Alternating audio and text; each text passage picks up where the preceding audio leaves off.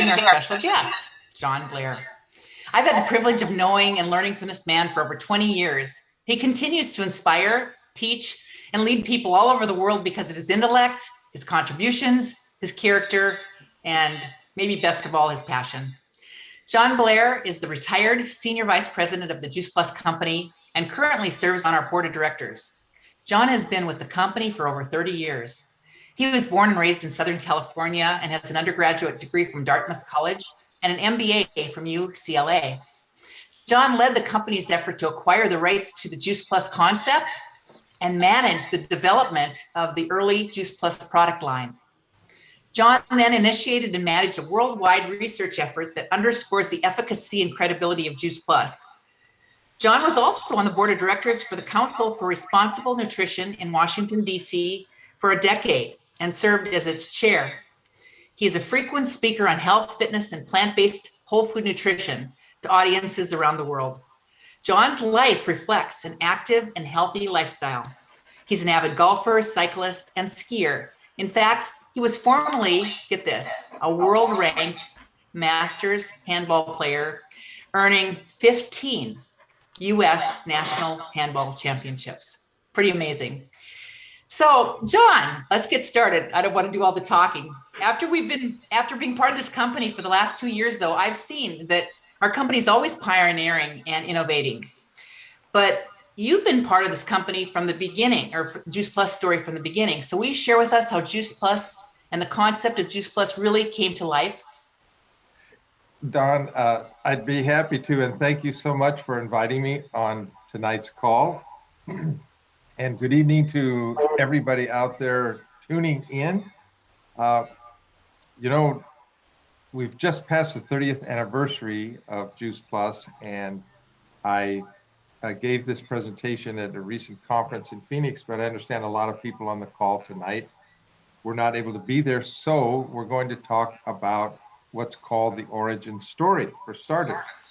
So 30 years ago, actually March 26th, 1993, it was a Friday morning, about 11:30, I stood on a stage in San Diego and introduced this pioneering, groundbreaking nutritional product called Juice Plus to the bewildered looks of thousands of people in the audience. Who knew at the time that this product would go on to become the best nutritional support product ever made? Who knew that it would also go on to become the largest selling nutritional support product, brand name, in a capsule in the world? Just amazing. We have a lot to celebrate. But on that day, the big news on stage, which I had announced a little bit earlier, was about a product or a division called the Knowledge Network. And the Knowledge Network was essentially an educational division, a catalog full of games and toys and high-end educational tools and programs, particularly for smaller children. And we had been working all summer on putting this together. It was very exciting. And the other news that morning was the opening of the country of Mexico for our environmental product business, which was in decline at the time. And many of the people in San Diego that day were down in a three-point stance, just waiting for the conference to be over to head across the border and try to expand our environmental product business in that country. So really, that day, Dawn, Juice Plus was almost an afterthought. It's really kind of surprising thinking back all this time. But my job, it was really the culmination of a couple of years of work. My job was really to find a new direction for the company. And I'd looked at hundreds of products. And the field leadership knew this was the case. And led by Jeff Roberti, they had pressed upon me, specifically Jeff, that we needed a consumable product. And I, in fact, thought Jeff's idea was good. I thought it would be helpful for the company. We needed to change our model a little bit. And I was in agreement. So I'd promised Jeff that I would be out looking. But in the meantime, I had shared this idea with Jay and the rest of the senior management of the what was called NSA at that time, the predecessor to the Juice Plus company. And Jay was not interested at all. Uh, part of it was that NSA had differentiated itself from most of the direct selling companies in our industry, many of whom, if not most of whom, sold dietary supplements. And we sold a environmental products that were like appliances that really helped improve the quality of people's lives in the area of environment. And so Jay just didn't want to be another Me Too company within the industry, uh, basically following instead of leading the other companies in direct sales. And the other thing that was going on in Jay's head at the time was that his son, Little Jay, was about 6 years old. And Ben Tacker, who was my director of marketing, also had a 6-year-old son. And both of them were very focused on early childhood education. So it made a lot of sense. And of course, education is a big need, just like environment and just like health. So in the discussions with Jay, finally he agreed, so to speak, agreed to allow me to look for a consumable product, a dietary supplement type nutritional product, so long as it met three conditions. It had to be totally unique, right? It had to be simple and mainstream. I like to say, not from the rainforest of Borneo. And it had to be effective. And I think the whole point of these marching orders was that Jay never expected me to find anything that satisfied those three requirements. Now, in the meantime, one of the products that did not make the cut for the Knowledge Network was a product called Play and Talk. It was a wonderful product that helped young children who were struggling learn to read based on the principles of phonics and whole language. And the product had been developed by this irrepressible mid 70 years old a woman with blazing blue eyes by the name of Marie Ledoux. And she was irrepressible. And I had had several conversations with Marie. And basically, it came down to the point that she needed to change the format of the product, which was a vinyl LP phonograph record. And also, the teacher on the record was a sing-songy British schoolmarm. So basically, I said, Marie, if we've got to update this to a CD and a new voice, and if we don't do that, I just can't accept it. It's out of date. And she said, well, this product has always worked. And so I'm not going to change it. And finally, I said, well, Marie, then I've got to tell you no. And she was an amazing woman at that point. She said, well, when are you coming back to California? Well, my family still lived in California at the time. She actually, in my office, would pray with me that we would sell the house so that our family could be back together. This was Marie. And I said, well, I'm coming back from Easter. So this is April of 1992.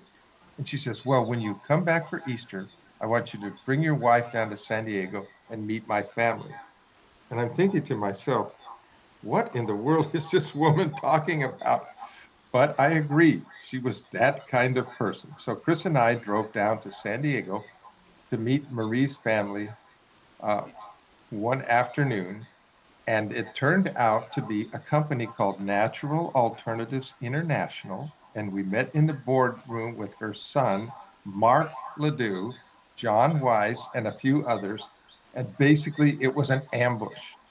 They had already prepared a complete proposal for a nutritional product called the best of land and sea, which include minerals from the deep 2,000-foot deep ice cold ocean current that came from Alaska down across Kona, Hawaii. Those minerals had been used by the Hawaiian government very successfully in agricultural products and experiments, and wheatgrass from high plains in the state of Colorado. Great idea. Mark says you guys need a consumable product, although ironically, he had no idea that I was looking for a consumable behind the scenes. Many, many strange coincidences as part of this Juice Plus journey. So that night at dinner, I sat next to Mark and I said, "You've got it. We'll take a good look at this product. I agree with you that consumable would fit within our business, but you got to do me a favor. You've got to get your mother off my back." And Mark agreed. So I went back with this idea to Memphis and continued to look at other things. And the most interesting thing to me at the time, as a new product direction for the company, was juicers. I was definitely interested in health. The nation's health was declining. Health, education, environment, all huge ideas. And I thought the company would benefit from being in the health industry. And I was fascinated by juicers because they appeared to be a partial solution to the nation's looming health crisis, and juicing was a great idea. And so, uh, meanwhile, at the same time, a naturopath by the name of Dr. Smokey Santillo was on an airplane headed to Florida and ran into a beautiful young woman by the name of Crystal Weissman, who was Jeff Roberti's girlfriend. And Smokey was pitching her on this idea that he had called Juice on the Run. And it was a way of juicing fruits, vegetables on a large scale and drying the juice at low temperature and turning them into convenient and affordable powders. So Crystal was fascinated. She gave this folder, Juice on the Run, to Jeff Roberti, and Jeff, to his everlasting credit, sent the folder to me. Now, I showed this on a webinar recently that included Jeff and Smokey went crazy to see the original folder. I'm the only one that has a copy of this. I've saved this in my files, all these things. At the time, actually, Smokey was working for Jay Cordish, the juice man, and selling juicers as a follow-up to America's first great infomercial where Jay Cordish, with his big shock of white hair, handsome guy, talked about how juicing had cured him basically from bladder cancer and brought him back to health and robust health. And it was an amazing infomercial, the beginning of many. So at that time, my son, Jason, worked on the Knowledge Network. He was in between his junior and senior year of college. He worked for Ben Tacker. And Jason, our son's job was to open all the boxes, all the packages, everything to do with the Knowledge Network, read the directions, play with the game or program and understand it, and then give us a one-page synopsis of the product and also his opinion as to whether it was worth including in the program. Well, because of that, the first thing I must have done is to give Jason the brochure Juice on the Run, because in my files is also a two-page synopsis from our son Jason on Juice Plus, Juice on the Run.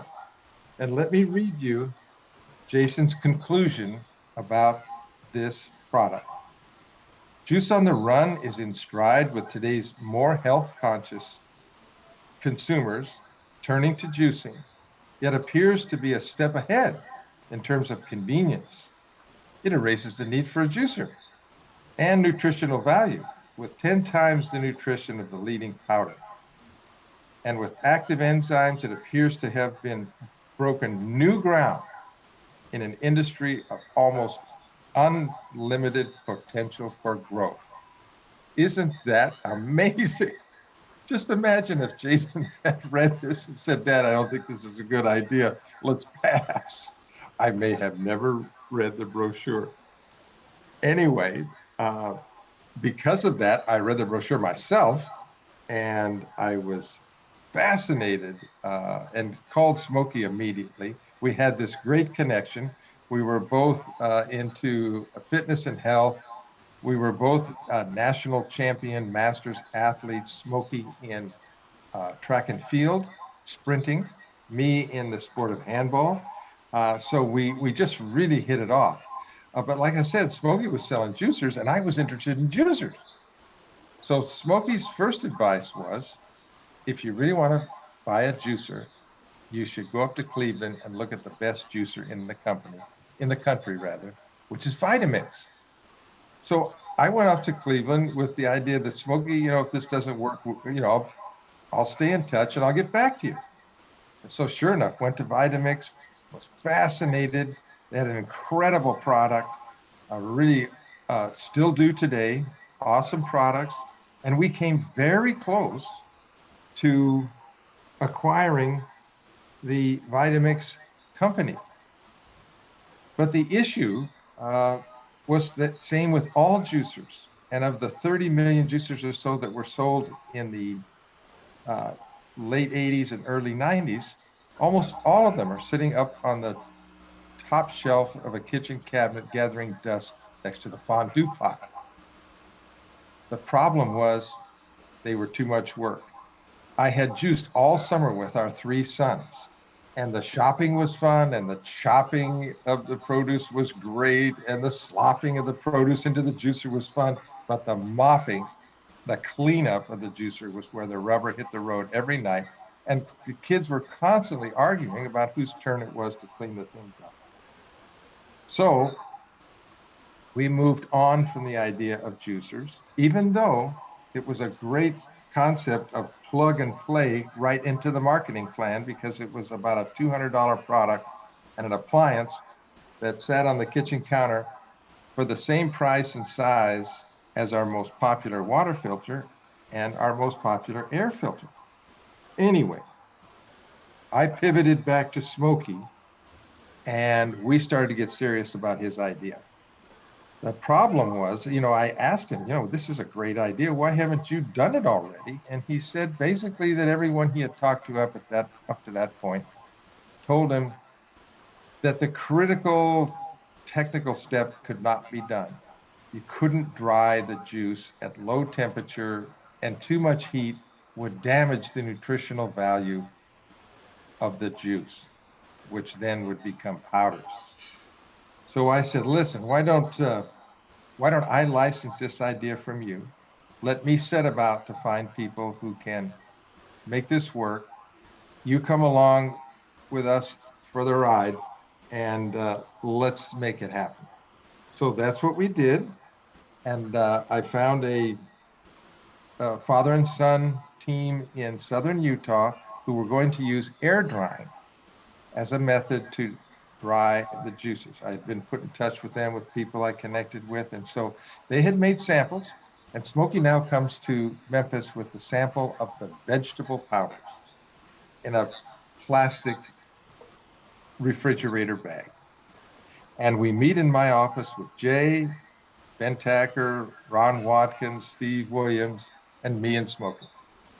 And of course, many of you have heard the story. Jay sitting there with a styrofoam glass of clear, cool NSA filtered drinking water. And the idea at the time, we were going to take these powders and mix them in with NSA water, reconstitute them, and drink them. Well, put a spoonful of the powders, which were dark green. Now, think about this. This is the vegetable blend: cabbage, kale, parsley, spinach, beets, carrots, tomatoes. We put a spoonful into Jay's drinking glass, and the green powders turned brown. And Jay immediately looked at it with his sense of humor. He looked at Smokey and he said, Smokey, this looks like mud. And of course, Smokey doesn't know Jay, doesn't understand his sense of humor.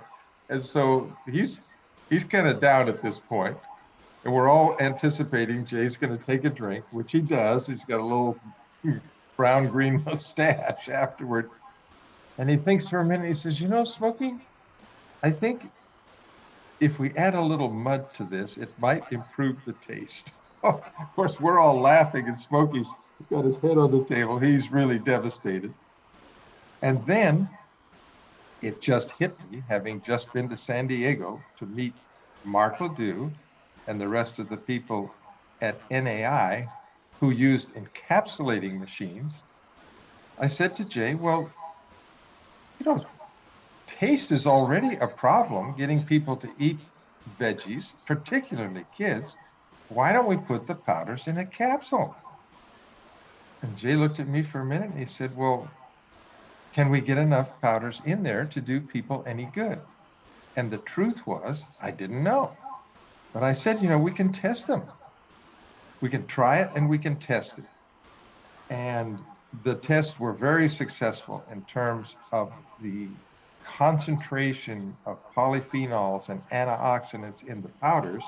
And that actually, that process gave us the confidence not long after that to begin our clinical research program. So Jay's skepticism actually led to the beginnings of our clinical research. And by the way, I should give Jay credit here as well. We obviously couldn't name the product Juice on the Run, you know, for obvious reasons. So Jay came up with the idea of Juice Plus because uh, there are things added into the product. So now we've got the go ahead. I'm kind of excited. Smokey and I are headed to San Diego to meet Mark and the other people at NAI. And we meet. Mark is thinking that we're coming to accept his idea of the best of land and sea, except in this case, I'm the one doing the ambush. Interestingly, a father and son team who owned the largest chain of health food stores in the Hawaiian Islands and had the rights to the minerals off the coast of Kona in the best of land and sea, they were there. And so Mark introduced them. I introduced Smokey. First, they made a presentation on their product. And then I said, well, we're here actually to talk to you about another product, which we'd like to put in a capsule. So Smokey started to talk. And after a few minutes, the father and son team stopped him and said, wait, what did you say that your name was? And he said, well, I'm Dr. Smokey Santillo. You're not the Dr. Santillo, are you? The one with the books? And Smokey said, yes, that's me. And all of a sudden, it was like, we're not worthy. We're not worthy. And the best of land and sea just disappeared in smoke. So, okay, now we've got NAI on board. We're going to go forward. I'm really excited. We have by now, most of 1992 has passed. We're going into the holidays and we're starting to gear up because we have a convention in March of 93. And then on Monday afternoon, after work, basically, January 4th of 93, Jake comes into my office and says, you got to stop. We can't do Juice Plus. We're just too busy. It's too much to handle between now and the March convention. I don't want to do it. And boy, I am really stuck. And I said, Jay, we have to do it. And he says, well, why? And we argued back and forth, back and forth. My final argument was, first of all, that I had promised Jeff and the other leadership, field leadership, that we would look for a consumable. And secondly, that I believed that they were right, that we needed a consumable. And third, that this product, this concept met the conditions that Jay had given me almost a year earlier for a consumable. And that was, it was unique. No one had ever seen whole food produce powders in a capsule before.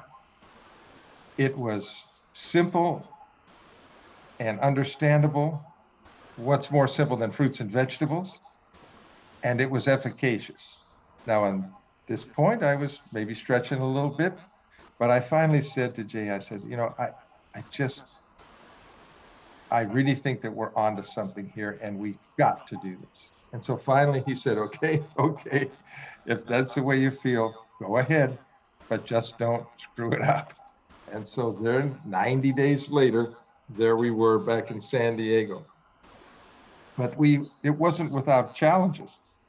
The first thing was with the plus of Juice Plus. NAI was very concerned, and so were we, frankly, that with a label of just fruit and vegetable powders, most consumers who've been brainwashed with the idea of individual vitamins and minerals, even multivitamins, and were accustomed to daily values of things like vitamin C, beta carotene, vitamin E, would look at this product and say, well, there's nothing in it. There's no big label claim. And so NAI's proposal was that we put a certain amount of vitamin C, beta carotene, vitamin E, and folic acid in the product so that it would establish label claim. And I had to negotiate this with Smokey because it wasn't his original idea. And finally, we got everybody in agreement that, okay, we're making progress. And actually, those added ingredients became crucial marker nutrients for our bioavailability studies because they were incredibly highly absorbed, much more so than a typical vitamin C product or beta carotene product or vitamin E product, much more so in the whole food base of the Juice Plus powders. So we looked like we had some synergy going. And man, I felt really good at this point, and we're getting ready and we're starting to build up some inventory. And then NAI reports to me, we've got a problem. I think, oh no, what's that? He said, well, these powders are just too wet. And not only are we having difficulty getting them to flow through our encapsulating machines, but also, you know, with that much moisture in the whole food mix, we're afraid that bacteria is going to grow, and there are very safe limits to the amount of bacteria. And I'm going, oh, brother. So now I've got to call the LeBarons and see if we can figure this out. So I called them up and asked them, can I come out to see you and see your operation? And they were very resistant to that idea. They did not want me to come to their plant. Now I'm starting to get nervous, suspicious. And they said, well, let's meet in Las Vegas. They were in southern Utah. Las Vegas is pretty close for them. So I agreed to do that. And I met with them in Las Vegas in my hotel room. And my first question was, why can't I see the plant? And their answer was, well, because it's underground. Oh boy. I'm thinking, oh no, I don't like where this is going. I said, why is it underground? And they went on for the next hour with this incredible tale about how they had found the Ark of the Covenant, that Jesus of Nazareth did not die on the cross, but that the sponge that they put to his lips, rather than having vinegar, had a sedative, put him to sleep. They took him out of the tomb the next day. They put him on a boat. They sailed across the seas to the Gulf of California, sailed up the Gulf of California. He was Quetzalcoatl. He lived for 800 years, and we have found all the remains in southern Utah, and it's underground to protect us from the world finding out until we're ready to tell them. Oh my God, what am I doing? I've just bet the company's future and my personal career on this concept, and we're dealing with these guys who are delusional. What am I going to tell Jay and Charlie Evans back in Memphis when I get back? So fortunately, we had a solution. There's a fellow by the name of Mike Barnhart, who's a gifted biochemist who was a very close friend of Smokey's. In fact, if the truth be known, Mike had a lot to do with the development of a concept of Juice Plus. Mike had actually been involved in using microbes to help clean up the pollution of the Love Canal up in upstate New York. So he was really interested in health and biology and food. And Mike was part of our team behind the scenes. And he said, I believe that we can use freeze drying to do this if we can just get the freeze dryer to lower the temperatures and take more time. So NAI contracted with Hanson's, which was a raw juice company on the West Coast.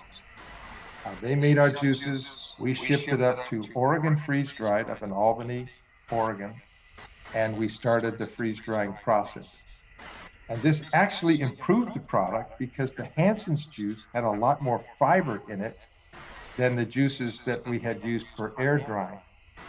And because the air drying process, the sugars that are in the juice want to be the temperature, or at the room temperature, want to be like honey. The dryers had been really sticky and messy, and that was part of the problem. And we had used maltodextrin to neutralize the sugars.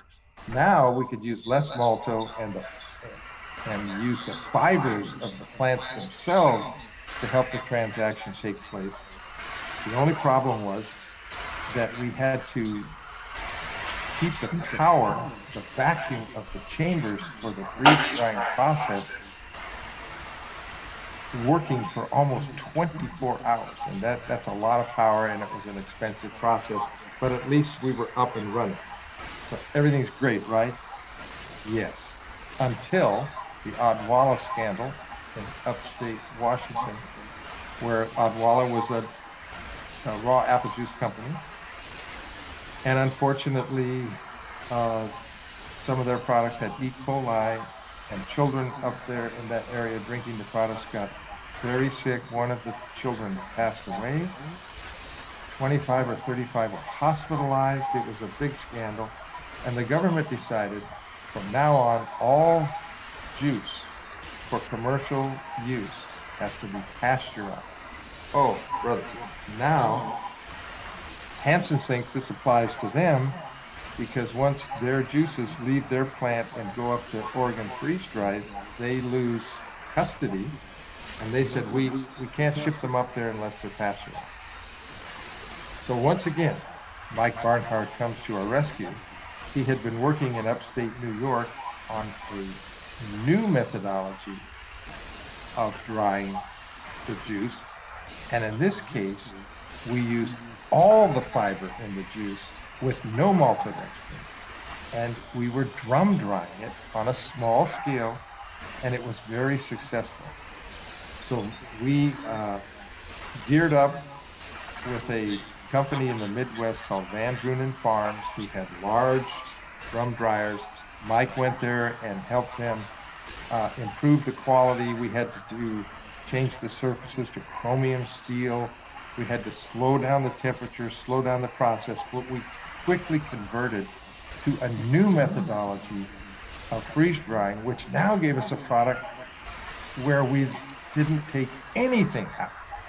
All the fibers, all the phytonutrients, everything that was in the fruits and vegetables, and very few additives, just like 1% to make sure that the slurry, the cold slurry, as it passed through the drums for just a few seconds, didn't stick to the drums because there was some heat involved, not high heat, but enough to get a sheet of powder coming through.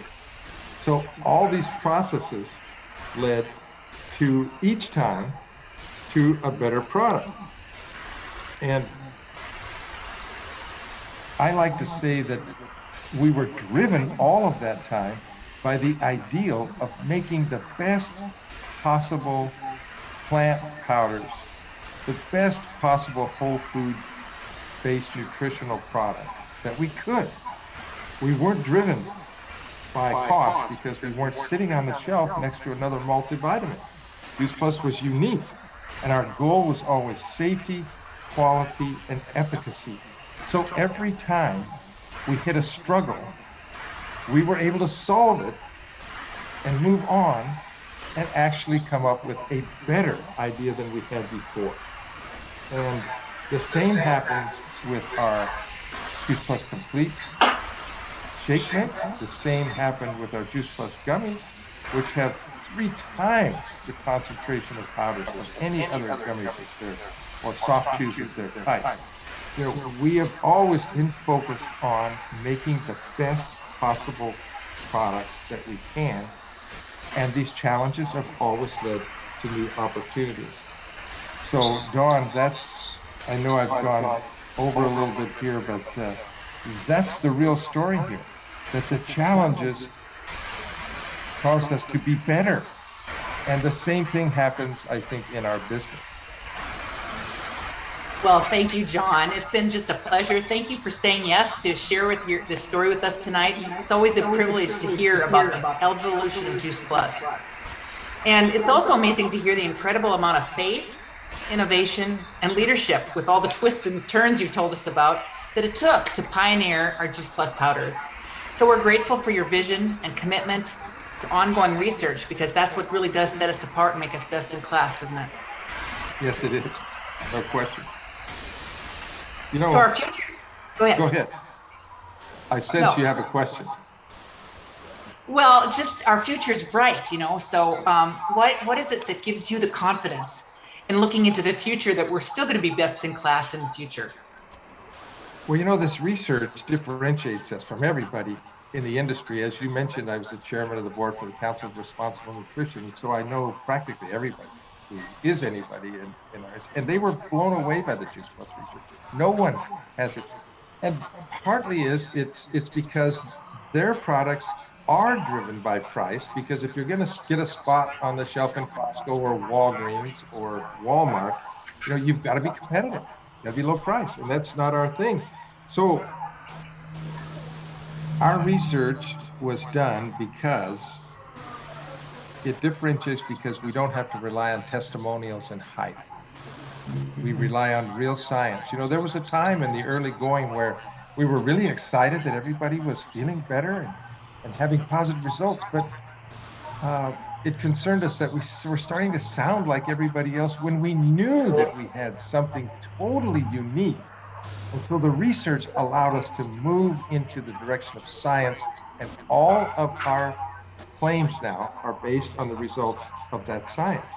And the depth and the breadth of the science is just beyond the beyonds when you look at immune system and DNA and oxidative stress and chronic inflammation and skin and teeth and cardiovascular. I mean, nobody has a product that can perform in all those different arenas. And it really it builds belief and gives us all the confidence that we know we are selling the best, and we are selling something that will definitely help people. We don't know exactly how, but we know it will help them. And it's not just about a feeling when you take the product. You have real belief. The research also protects the brand, and it associates us with the best hospitals and research centers in the world, and some of the best principal investigators, all of whom have their name on these studies. And so they're in it with us. So I mean, it sets us apart, and will, because it's expensive and no one else is willing to pay that price or willing to take the risk. Yeah, what might it show, right? Not so good. Right. Well, when I think about the copycat companies, it really is kind of like an elementary student who doesn't want to compete with a professional player, because that's what you are, and that's what we are as a Juice Plus company. We're best in class. And so I guess we'll wrap it up now. Is there anything else you'd like to say before we close, John? Well, I think that it's important to understand that these Juice Plus products, all of them, have continued to improve, Dawn, for all these 30 years. It wasn't just a 2 or 3 year process. It's still happening today. And we are still dealing with the best producers, the best raw material. We still have the best process in terms of converting it to a commercial product. And we have world-class partners, our manufacturing partners. So I just feel like we are in position to stay best in class, to support everyone on this call tonight who is out there living that mission of inspiring healthy living for themselves, their families, and their customers' families. And Jay's vision of, creating a situation of stable and lasting company that helps as many of us as possible realize our dreams. So I just feel like the synergy of all of this together puts us in position to take advantage of the opportunities in the marketplace, which are as good as ever, like we never have before. I really think the best is yet to come. That's awesome, John. Thank you, and thank you all for joining us tonight. And we invite you to join us along with our mission, because our future is bright and we'd like you to come along. Good night, everyone.